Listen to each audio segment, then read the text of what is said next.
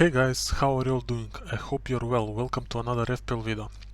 Today we have a lot to talk about. So gameweek 20 deadline is one day away. So the deadline is on Friday this gameweek, so don't forget it. And we have lots to talk about today. First I want to talk about my transfer plans for gameweek 20. If you don't know, I have two free transfers and I'm definitely planning on using both of those transfers and possibly one or two more.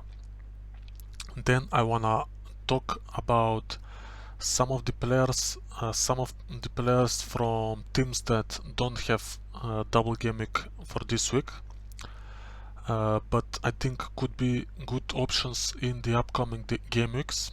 And at the end we're gonna talk about the captaincy. So that's the plan for today, and yeah, let's start. Let's move to the transfers window. So as you can see, I have two free transfers available and 1.2 million in the bank.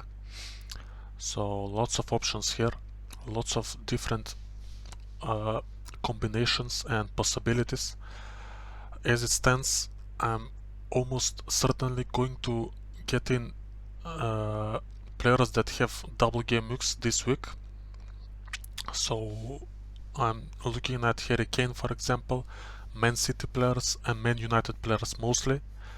So I'm not really looking at players that have a single game week this week.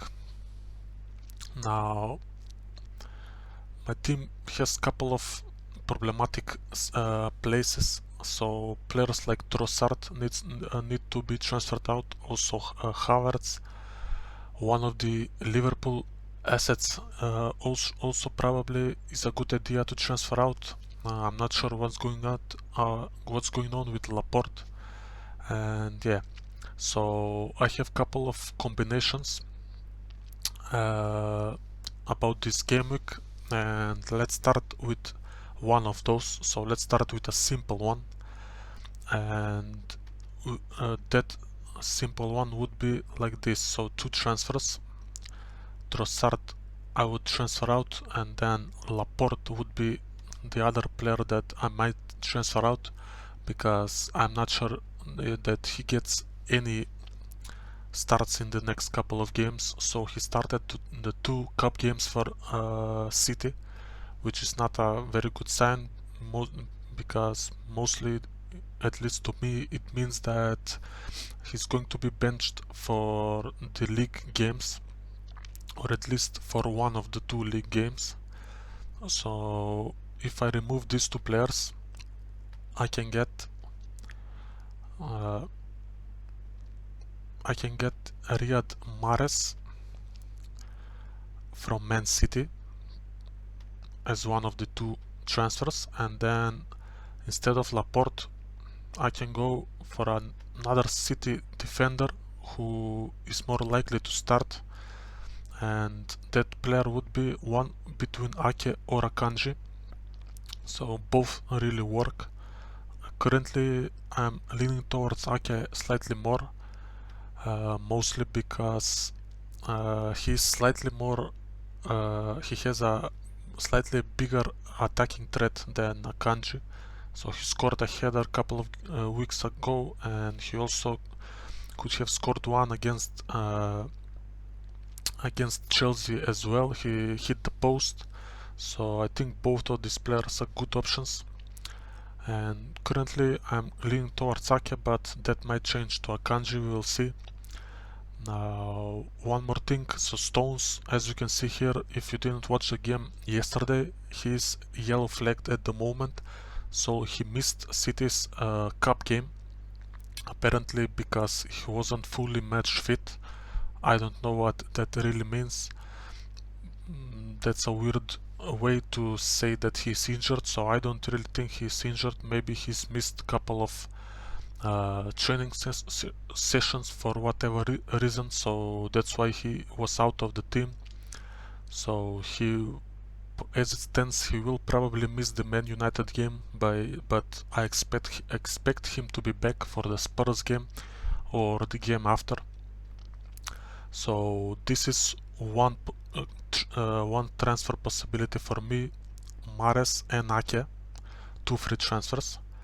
Now let's go to another one. So I can also remove Salah because, like I said, I'm looking to remove one of the 2 Liverpool players, and I can get Mahrez instead of him, and that would allow me to get Harry Kane instead of Havertz. So let me just pick Harry Kane.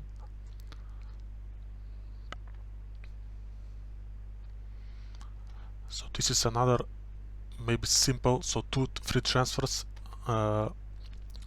So another simple combination of 2 players that have a double game coming up. So Mahrez, the pretty much the only Man City attacker at the moment that is in form. He was fully rested yesterday, so I expect him to start against Man United, and then possibly maybe he will get benched against Spurs, but he'll definitely get some minutes there as well. So Harry Kane, keep in mind if you're looking to transfer in Harry Kane, he is on 4 yellow cards at the moment, so if he gets a yellow card against Arsenal at the derby, he will miss the Man City game. So keep in mind of that when you are if you are trying to transfer in Harry Kane.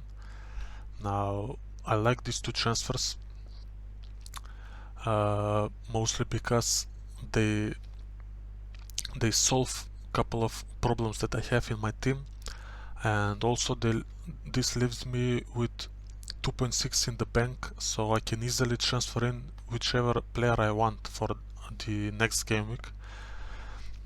This is another transfer option that is high on my list at the moment. Now let me just look here so I don't miss some of them. So now I can possibly go for a if I want to be more greedy, I can go for a -4 here. So if I get these 2 players, I can also possibly go for Ake instead of Laporte, and this would be a -4 and 3 transfer-ins. This is another combination that I like very much. I was considering going for Dalot in this spot for a double up on the Man United defense, but in the cup game that Man United played 2 days ago, Diogo Dalot also got injured.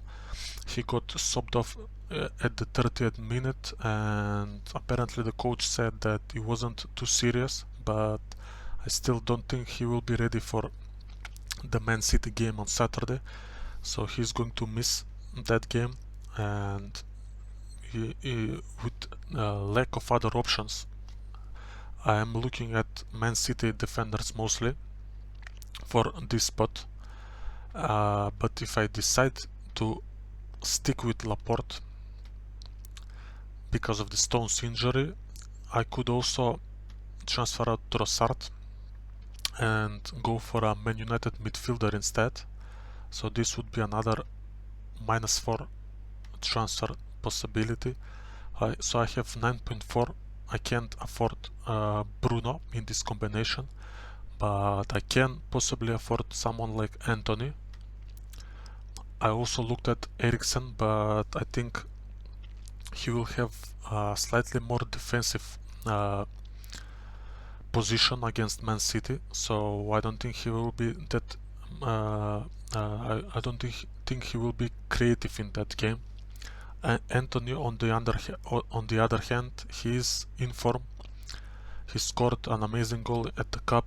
He scored another goal in the FA Cup as well, and together with Rashford, he seems to be the other player that is in form at United. So I could also end up with these 3 players in the team. So Anthony, Mahrez and Kane for a -4.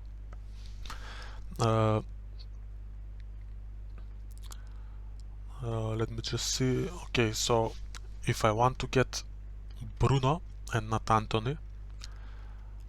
I could also do that. So if I add Bruno here,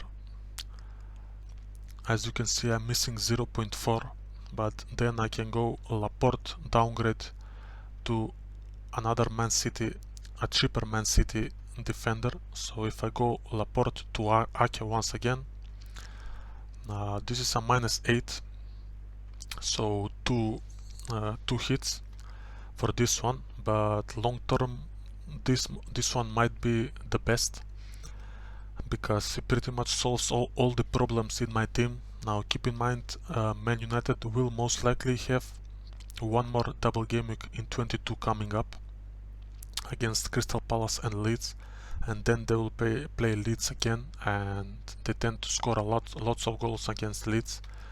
So this one is one I like very much as well, and I could end up going with this one and just tank the rank a little bit this week, but my team will look very strong in the upcoming game weeks. And one more combination that I'm looking at is to go for De Bruyne and Harry Kane, so I can possibly get these two players as well, and for that I would have to go with no Man United but someone like Mitoma from Brighton in the midfield. Now, this is a player I like very much. Brighton score tons of goals every game, so they score 4 or 5 goals pretty much in the last 3-4 games, and Mitoma is their most dangerous player, especially if Brighton get a double game week announced in 21, then I would possibly go with this combination. So I would have De Bruyne and Harry Kane in the team, so 2 premiums. I would also get a City defender and Mitoma for the double game week in 21, but as of now there are not yet any double game weeks announced for game week 21, so the day before the deadline, I don't know, maybe if tomorrow if they announce a Brighton double game week, then I might go with this combination. I like this one as well. Let me just check. I think I covered, yes, I covered all of my current transfer combinations. I am trying to decide which one of these I like the best. So yeah, now the next thing I wanted to talk about is I want to look at some players from teams that don't have a double game week this week but look very good and will provide lots of points in the upcoming game weeks, in my opinion. So the first team is Brighton, since we are already here. So like I said, Mitoma is my first pick from Brighton, and I will most likely have him in my team at some point. I don't know if some of you have watched my previous videos. If you have, maybe you would remember that game week 16, actually, the game week before the World Cup break, the last game week, I got Mitoma in my team back then, so that should tell you that I really like this player, and I think he's Brighton's best player at the moment, best attacker, and I will almost certainly get him at some point. Now I have to keep in mind that Brighton will most likely have a blank game week in 25, so that's a potentially a problem, but I still like this player. Also, it's worth noting that their current striker is Ferguson. He's only 4.5, so he could be another option as well, but I'm not sure how long he will keep his position. Danny Welbeck is back from injury, so he might be benched for Welbeck. I'm not sure, but he's a good short-term option. And third player I'm possibly looking at is McAllister, who after the World Cup might be playing in a more attacking position, so a number 10 position, creative. and he might get lots of potential returns as well. So Brighton is the first team that I really like for the upcoming game weeks. Another team is Leeds, and I'm looking at a specific player here. So I'm looking at Rodrigo. Now Rodrigo has quietly had an amazing season for him. So he's actually, believe it or not, just a second. Believe it or not, he is the midfielder with most goals in the leagues so far. So he has 10 goals this season, more than Almiron, and more than all the other midfielders in the game. So he's having an amazing season, and he's overlooked by lots of people. He's only at 7% ownage, and his fixtures are amazing coming up, and he could very likely have a double game week again when he plays Man United as well. I don't know why it's 23 here. I thought it was game week 22, but whatever. He could have a double game week coming up, and with these fixtures, he's another player that I think should be in our teams and will very likely be in my personal team in the maybe even in game week 21. I will see. And the last team that doesn't have a double game week is Newcastle, but they also have amazing fixtures. So if we look here, they play Fulham at home, they play West Ham at home, Bournemouth away, Palace away. These are all great fixtures for their attackers, and maybe some of you already have a Newcastle attacker, either Almiron or maybe Wilson, I don't know, but I don't have one, and I am missing that player. I would like to have Almiron for the upcoming game weeks. Maybe Wilson would be an interesting pick as well, but I'm not sure about his minutes, with Isaac being almost back and Chris Wood being in a decent form. So definitely the player from Newcastle would be Almiron for me. And yes, those three teams are the teams that are in form and could provide lots of points, but don't have a double game week in game week 20. So that's why I'm not going to transfer one of them in this game week, but I will most likely get some in the upcoming ones. Now the last thing I wanted to talk about is captaincy for game week 20. So I'm currently on Haaland, and the plan is to stay on him. Rashford is worth mentioning. Now if I was chasing rank, so if I wasn't happy with my current rank overall, I would be very likely going with Rashford as a differential. But since I'm happy at the place I'm currently at, I'm going to go with the safe pick with Haaland captain, because if I don't and he ends up scoring lots of goals, that could really hurt my rank and could bring me down back to 2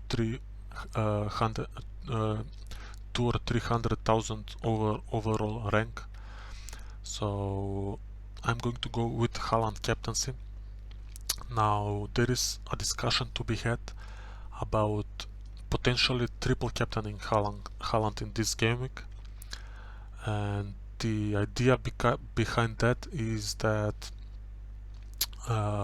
so these are two hard fixtures on paper, at least two derbies, but that also means that Haaland is pretty much certain to start both of these games.